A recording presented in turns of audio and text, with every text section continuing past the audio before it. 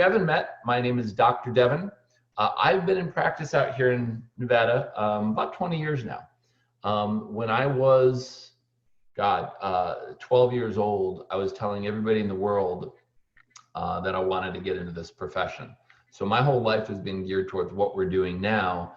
And the actual work I do in the office is it's a spring pad for a lot of other things in health. So I wrote this book, Live to 100 and Want to, and it was the result of doing these health lectures and asking everybody in the room, how many of you want to live to be 100?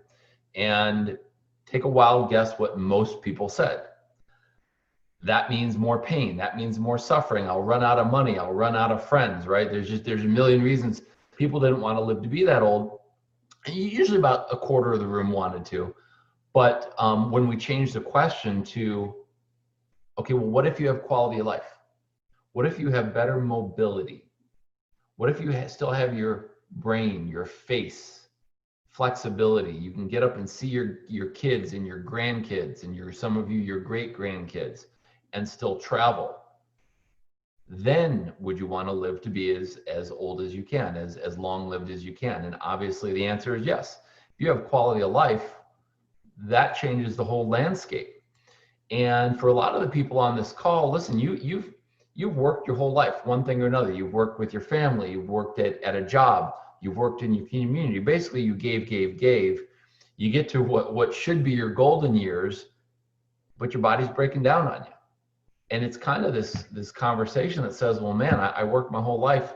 Now I don't have good function. Okay, so this webinar is going to be all about you. It's going to be about getting back great function, great health, less pain, again, mobility, strength, better sleep, better energy. And for a lot of our patients, we always set goals. It's about things like, hey, I want to be able to maintain my independence, maintain my mobility. So we're going to get into all those things.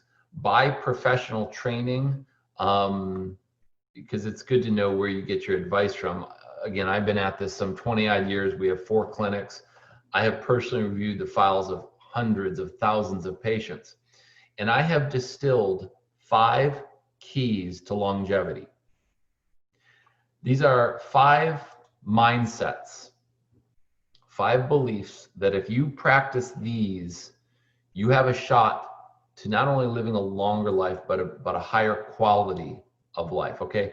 These are the 5 mindsets to longevity, okay? And then we're gonna get into specifics. I'm gonna go into diet, exercise, I'm gonna go into stretching, posture, mental attitude, all the things that people who have great health into their hundreds have done, because again, it's not just about living long, it's about living with quality of life. And there's cultures throughout the world that have done this very successfully. The cultures like Sardinia in Italy, okay? There's a group in California, Okinawa, have these pockets of people that have lived to 100, and they don't have the chronic disease that we have. In other words, in their 80s and 90s, they have, I think, 80% less cancer, less diabetes, less heart disease than we have here in the States. So they're living long, but they're living well. But it's a sad thing that and listen, I love our country, the greatest country in the world, but our country has developed some really bad health habits, one of those being our food. Like in Okinawa, which has a high pocket of centenarians, people who live to 100, what happened is back when the US naval bases moved in there, we brought our food, we brought our lifestyle with us. And so for a while, and now the obesity rates in Okinawa are approaching what we have in the United States. And it's a sad thing to see these centenarians, these grandparents and great grandparents outliving their children, because they've always practiced what we're going to teach you here today. Okay, so the 5 mindsets that you have to own. Okay, number 1 is to be natural. Okay, and by natural, I don't mean you eat berries and leaves, or that you own a pair of Birkenstocks, or that you drink kale smoothies every day. By natural, what I mean is that when you are trying to solve pain or a health problem, you look for a natural solution first, rather than relying on drugs and surgery. Okay, and why is that? And I'm not against drugs and surgery, by the way. I'm a natural type of doc, but I've had to use them A lot of you have had to use them or are having to take things now. Thank God we have drugs and surgery. There's a time and place for everything, okay? But you want to try to be natural where you can first, because the side effects to properly prescribe prescription medication, it's like the 4th leading cause of death in our country, and that's from the American Medical Association. So we want to try to be natural when and where we can, solve things naturally. I've given lectures to large groups of nurses in hospitals, and you may think that they would vote for drugs and surgery first, but they don't. They understand that you want to be natural where you can. So that's number one. Number two is you have to adopt a preventative lifestyle, okay?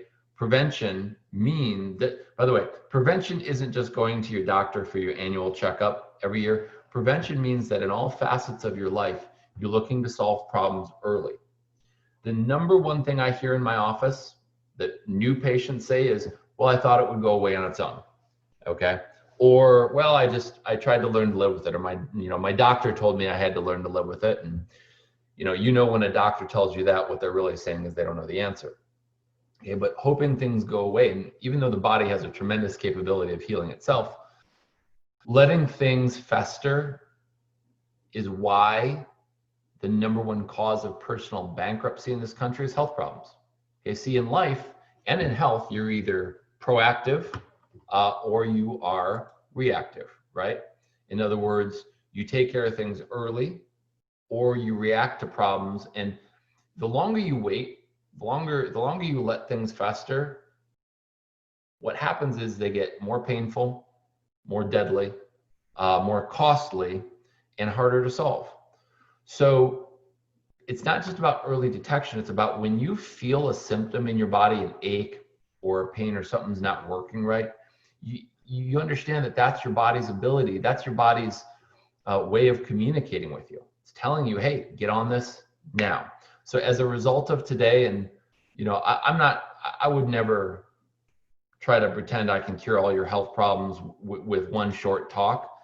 But the idea is that if we can all move a little bit closer to being more preventative, more proactive, it's a better lifestyle, okay? And along those lines, the third concept is the body has the ability to heal itself. It doesn't need necessarily a pill or a potion. It needs your own attention. You were given the greatest drugstore in the world, and I'm going to teach you how to better access that, all the chemicals, all the hormones in your system. So, okay, the next thing is consistency. Okay, health was, and always will be about consistency, whether it's weight loss, whether it's about making a lifestyle change. I like 30-day challenges. You hear something that I'm going to give you today, put yourself on a 30-day challenge. Do it for 30 days and look at the change. 30 days is long enough where it doesn't feel like a lifetime commitment, and it's short enough to make a change. So consistency is the fourth mindset of living a long lifestyle. And the last one is kind of funny. It's called inconvenience. Being healthy, making healthier choices is actually about inconveniencing yourself. Health is not convenient. Shopping for better foods, cooking better foods, taking time to work out and exercise. All of that, being on a webinar today. Some of you have other things you want to do and you schedule time for this, because if you're not being inconvenienced, you're probably not being as healthy as you can be. Okay, so those are the 5 mindsets. And as we get into this, my personal passion for this has increased, especially recently, because I'm a new dad. I have a 9-month-old son Carson's actually asleep behind us, so this is a bit of an experiment. We'll see if he can sleep through me talking. But being a dad, I've taken it up a notch. I practice everything I'm going to teach you because I want to live into my 70s and 80s and 90s and hopefully, be healthy with my grandchildren. So that's real important to me. Now, I probably wouldn't be the best dad I could be if I wasn't taking a minute here to share some pictures with you. Okay, so I just want to introduce you all to my 9-month-old son. This is Carson. and he is active, he is happy, and we're going to do everything we can to keep him that way. Okay, back to work here.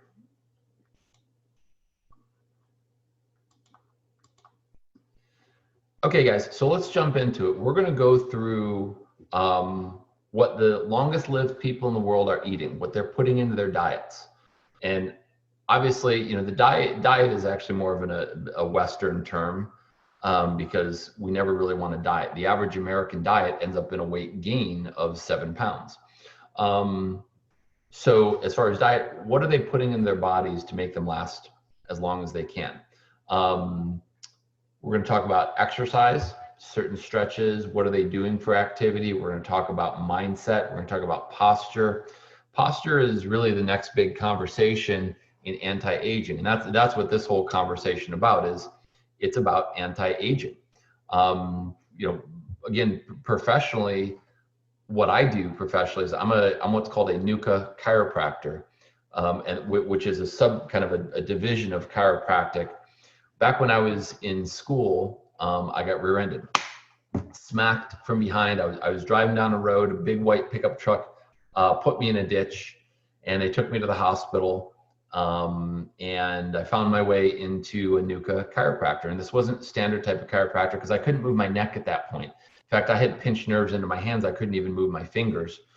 And I found it was actually an instructor at my school, and he said, no, I do a more gentle type of chiropractic. We take specific x-rays, we measure everything. And he did an adjustment on me, and I could move my neck for the first time since the accident. Over time, I started to get sensation back in my fingers. I thought my career was over, and he saved my bacon. So professionally, what I've done for 20 years is a very gentle type of alignment, which affects people's posture. And posture, again, is the window to health. It affects everything. Now, that's what I do professionally, but that's been the lightning rod for everything else, because once my patients got out of pain, whether it was headaches or migraines or arthritis or hip problems, or I'm great with fixing bad knees, then they wanted to know, what else can I do? And so that's kind of how this information has evolved. What else can you be doing in your life to have the highest quality of health? Okay, so let's start with, what are the centenarians doing as far as their eating? Okay, what are they doing for lifestyle? Well, for one, let's talk about what we're drinking. Coffee. The over-under on coffee is 2 cups a day. Any more than that, you're starting to overstimulate your nervous system with the caffeine. But about 2 cups of coffee has been actually proven to be good for brain health, good for circulation. Alcohol is kind of the same thing. The over-under is 2. And I'm not going to quibble with ounces. Obviously, I'm not talking about 2 foot-long frozen margaritas from downtown Las Vegas. 2 glasses of wine, 2 drinks.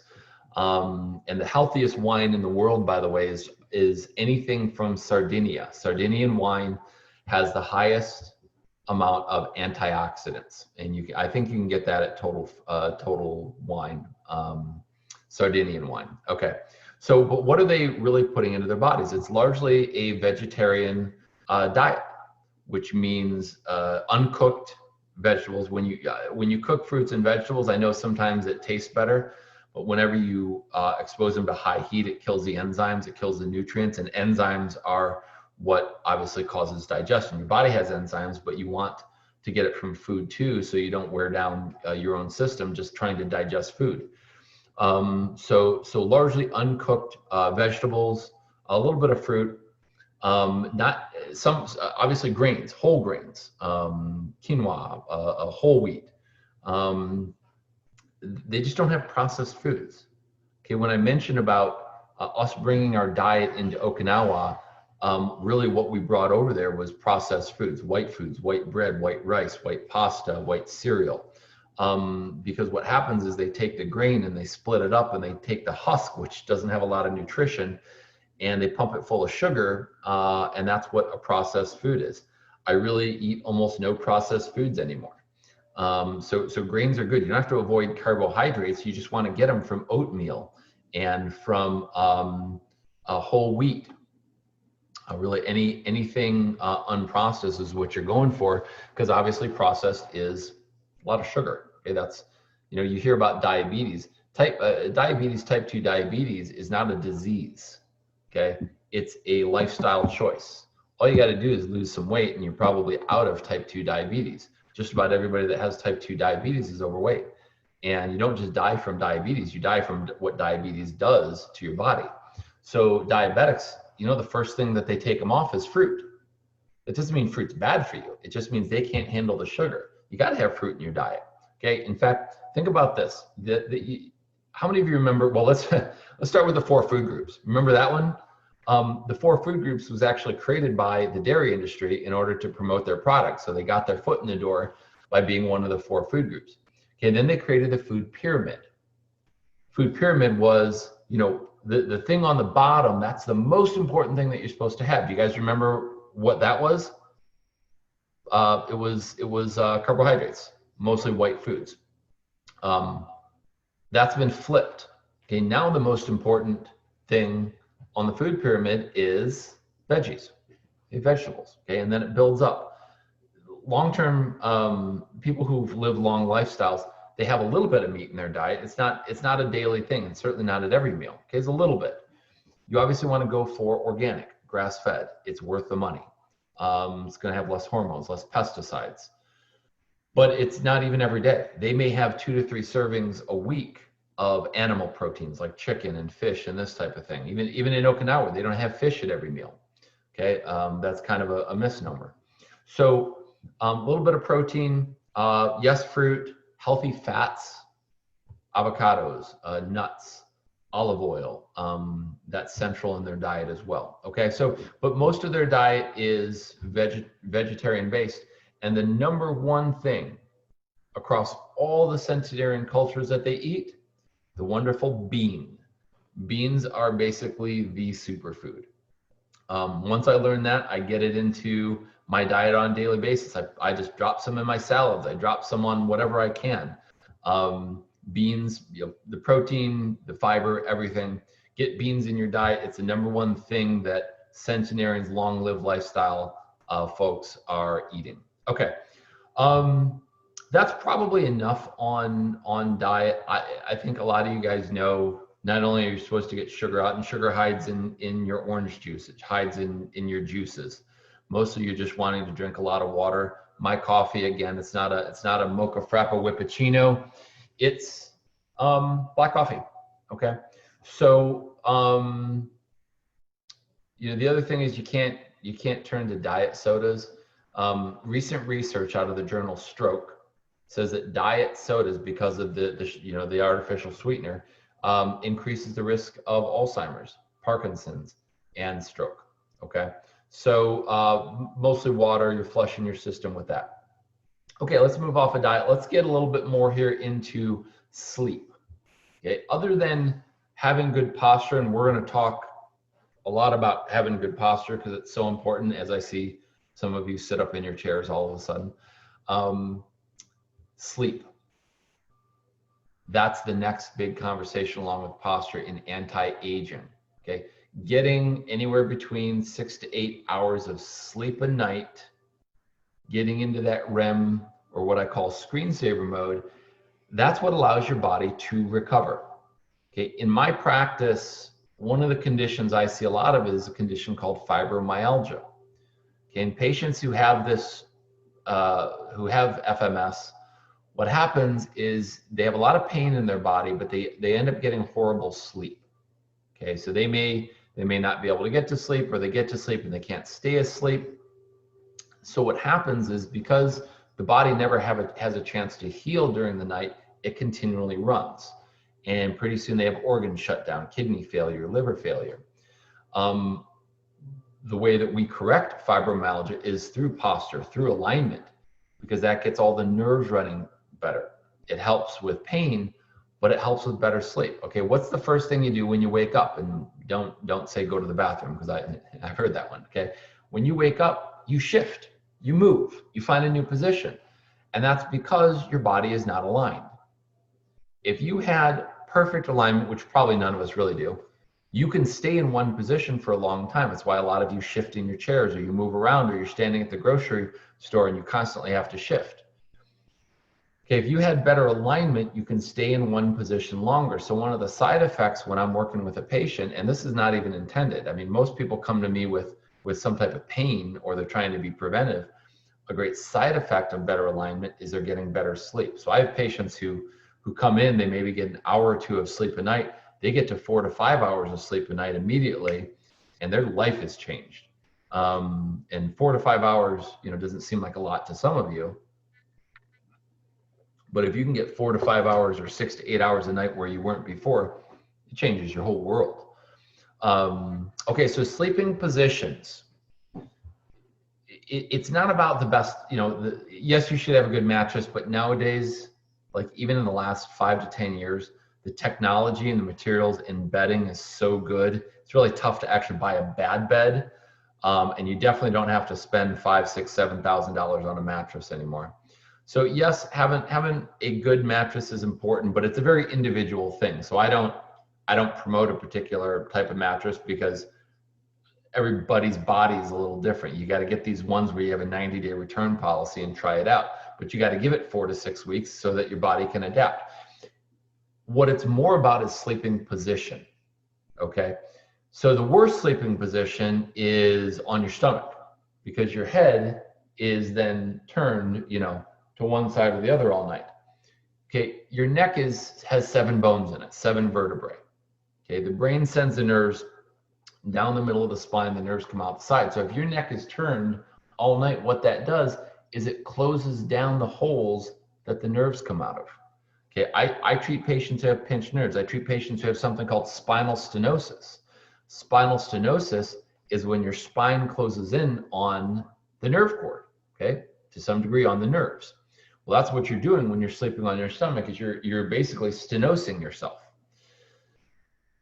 But some of you, that's the only way you can sleep. So we've got to work on your alignment. Okay, the next best, well, the second best sleeping position is on your side.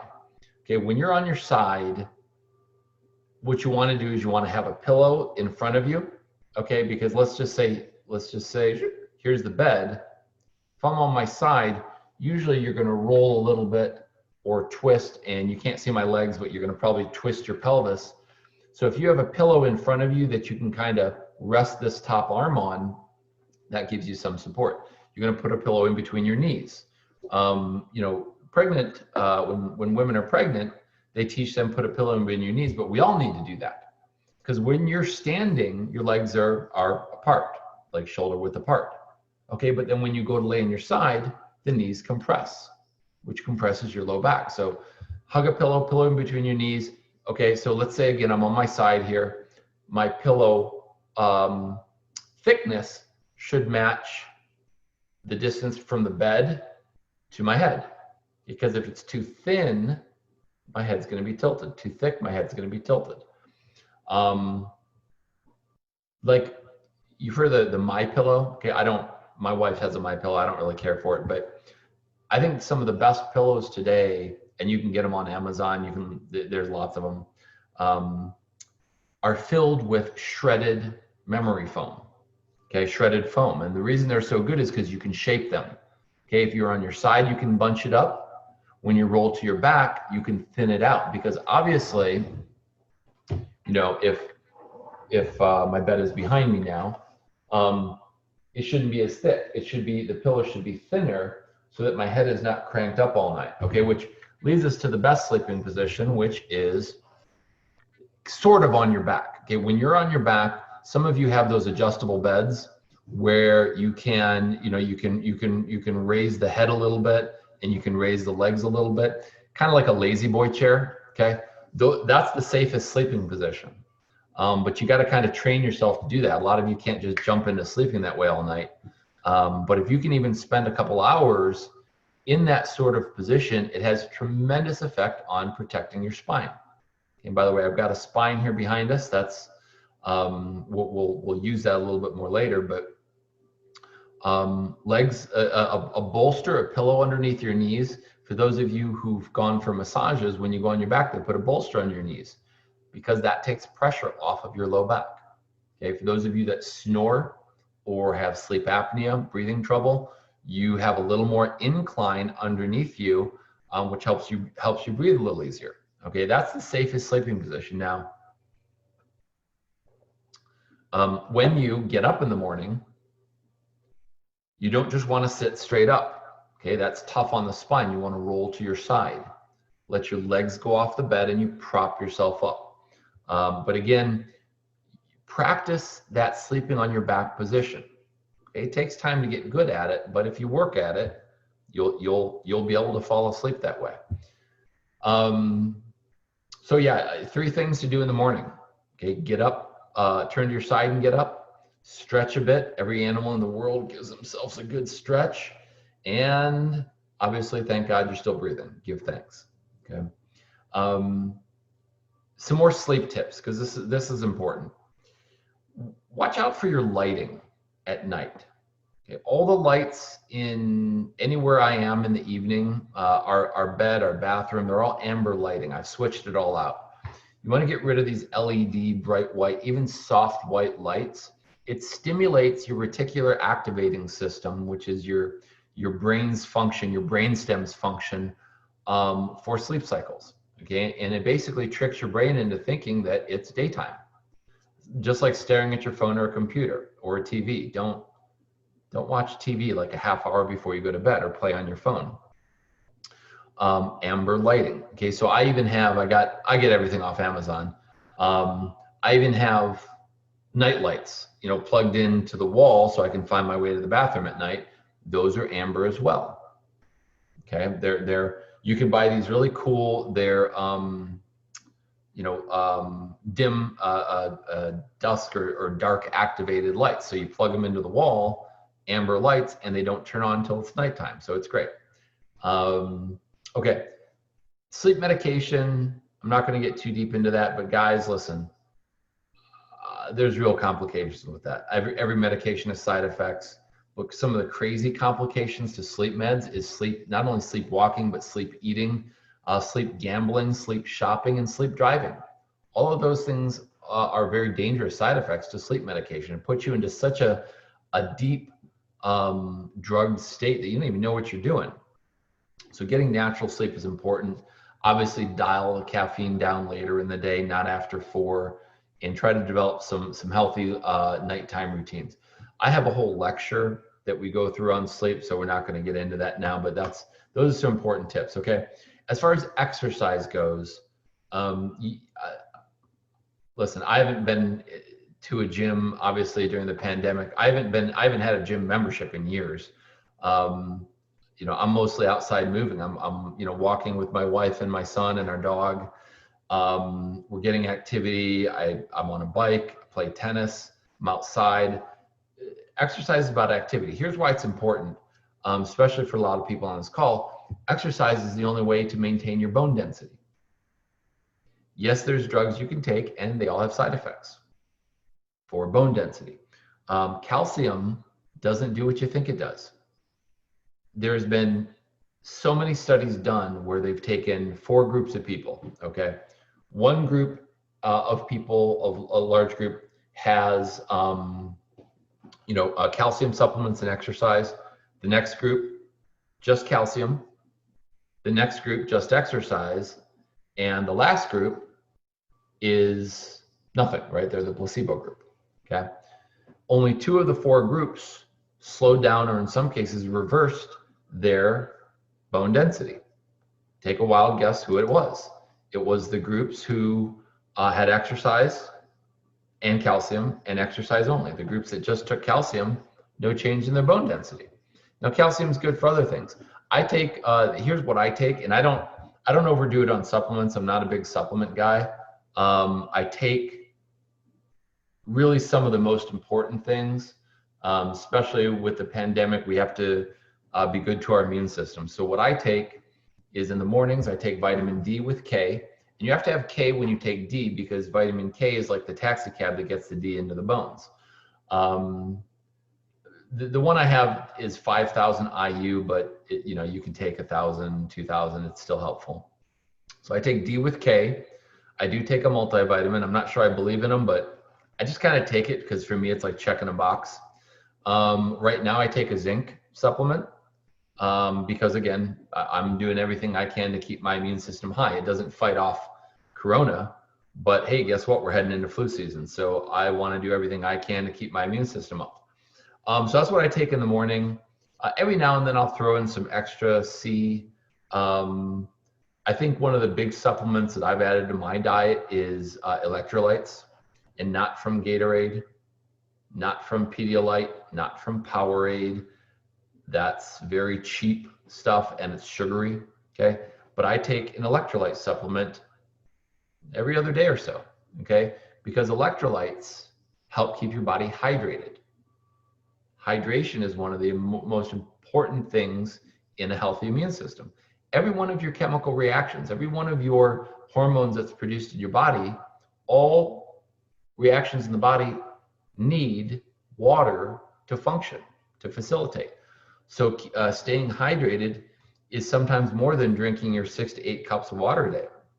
Electrolytes helps keep the water not only in your body, but it drives it into the cell membranes.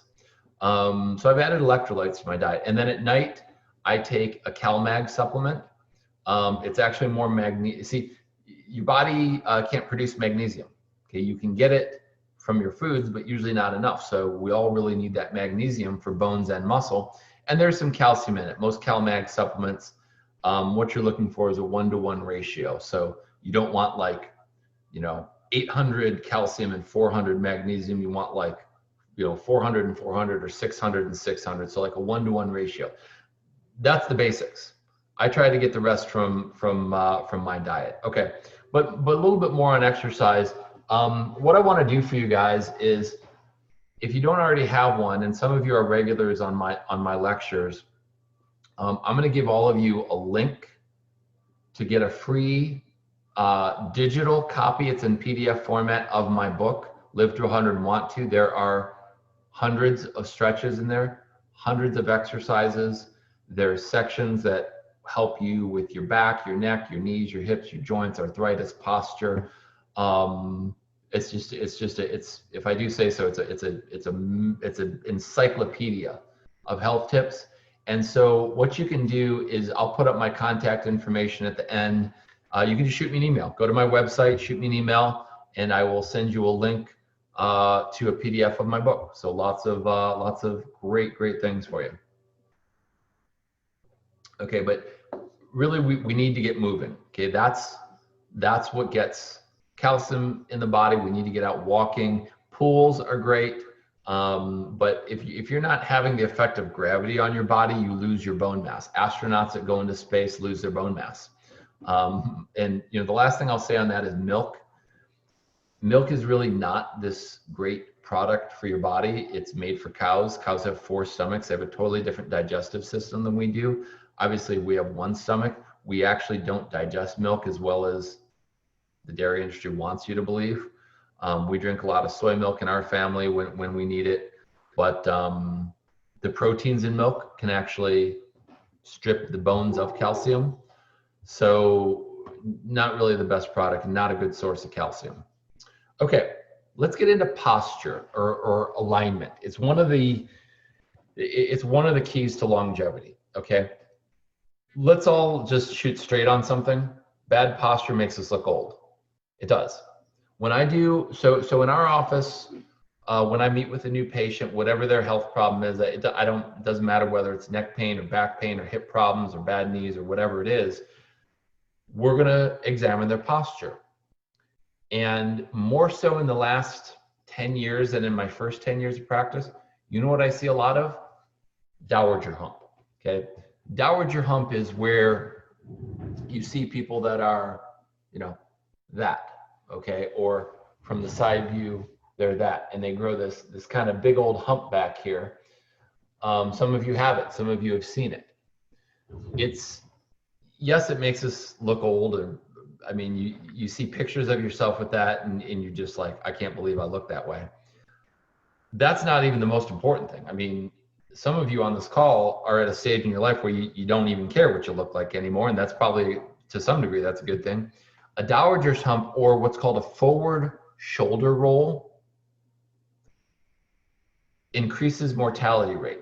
According to the Journal of the American Geriatric Society, which is the journal on aging, having a forward shoulder roll and a dowager hump increases your likelihood of dying early.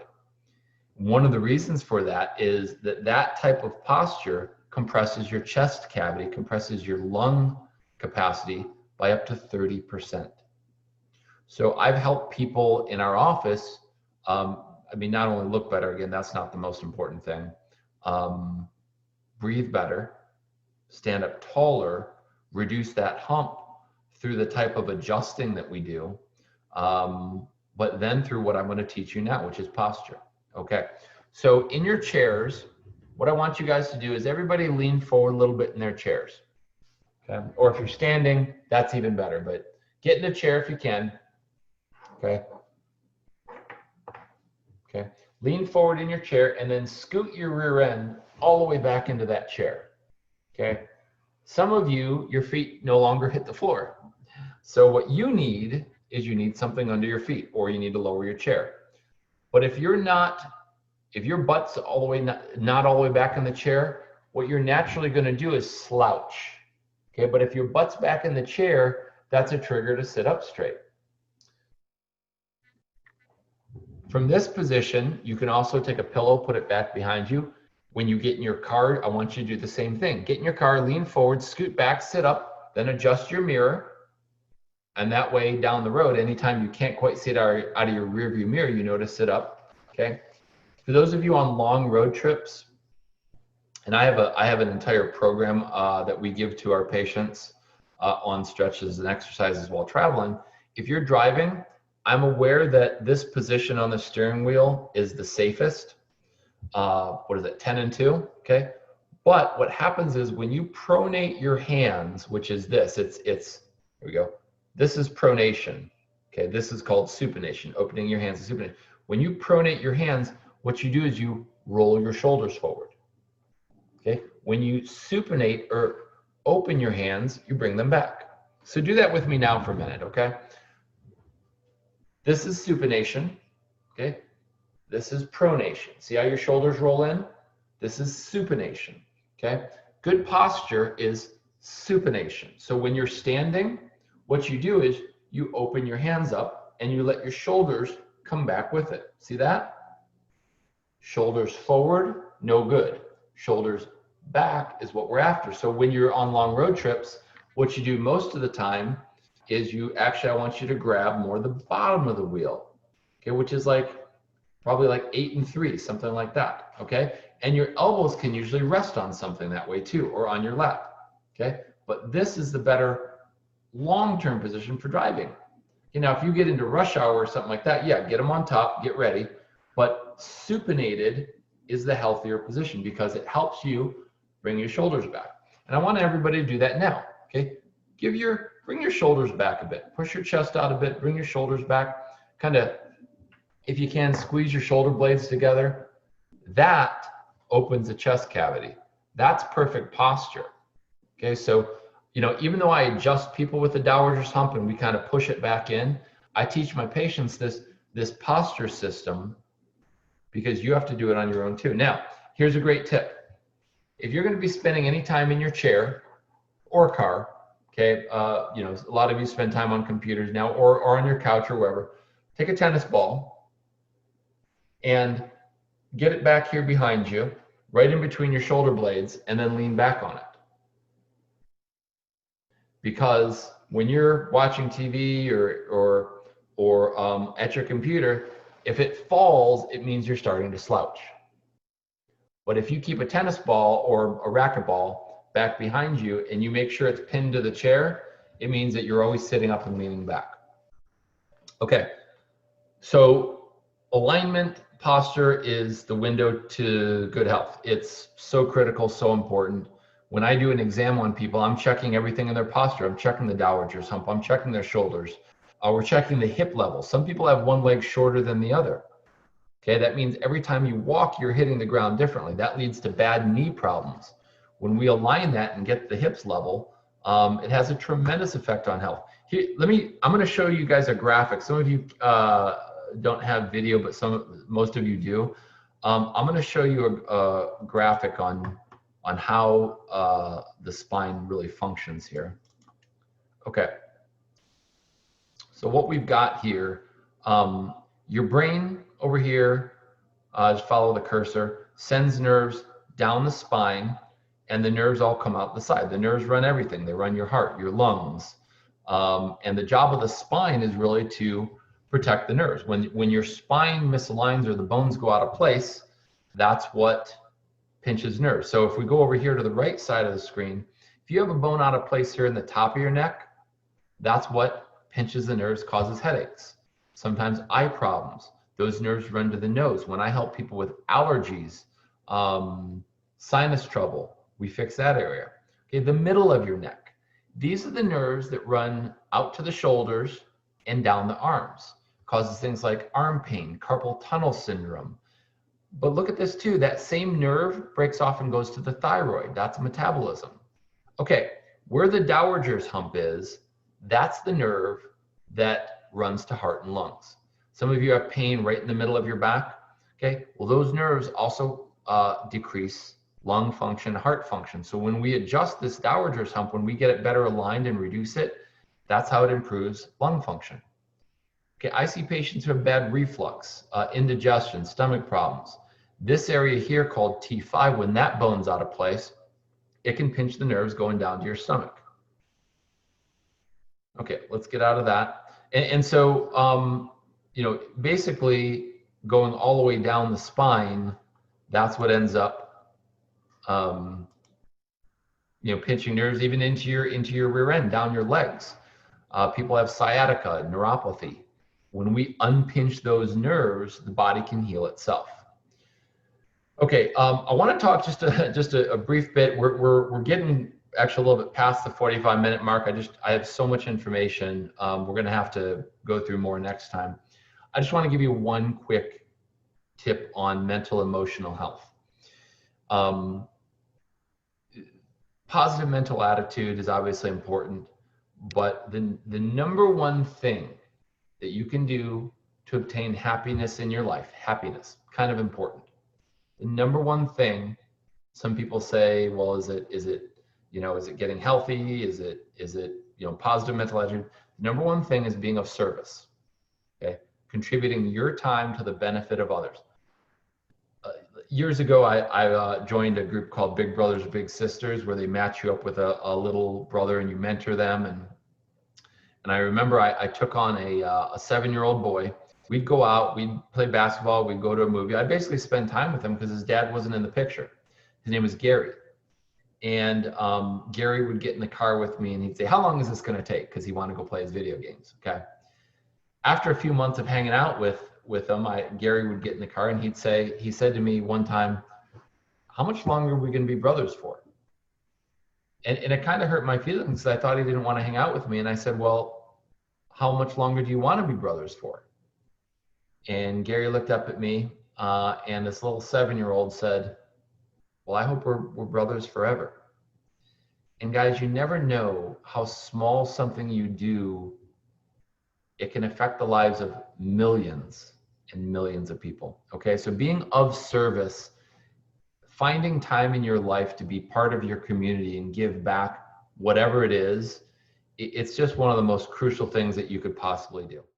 I'm going to talk a little bit about what I do. Again, by professional training, I use more gentle type of adjusting techniques for the spine, and I'm going to show you guys an example of what that looks like.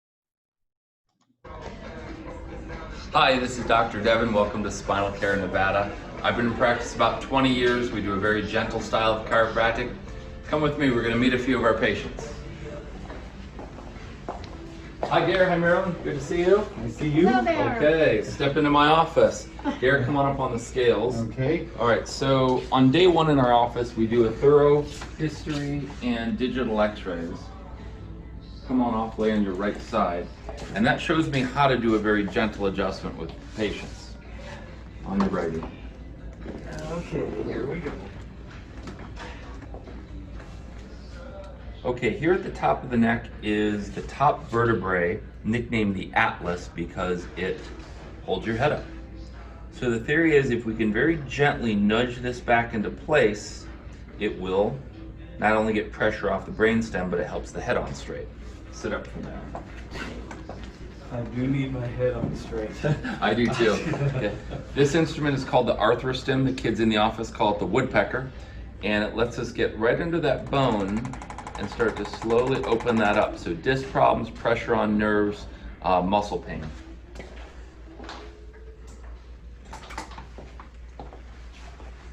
In Gary's case, he had what's called a kyphosis, or a humpback, that we've been working on. And by doing the gentle adjustment, it helps people sit up, even stand a little straighter. Obviously things like neck pain, back pain, pinched nerves. Okay, buddy, heads on straight. So you say. Come on up here. Never.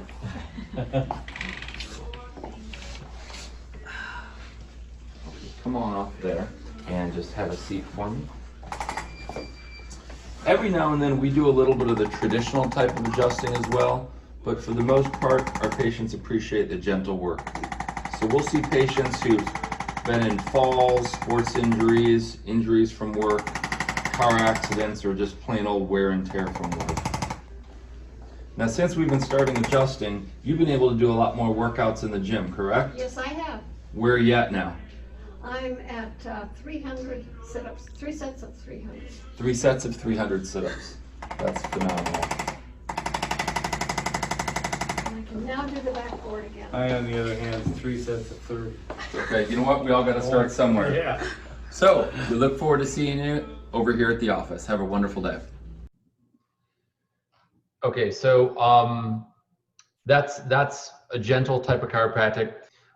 Day one in our clinic, I'm going to sit down with you. We're going to do a thorough health history. I'm going to find out your needs, and I'm going to do a series of our exams. We're going to look at all your posture. What I'll do for everybody who's tuned into this, I'm going to do that workup at absolutely no cost. I'll give you the office contact information.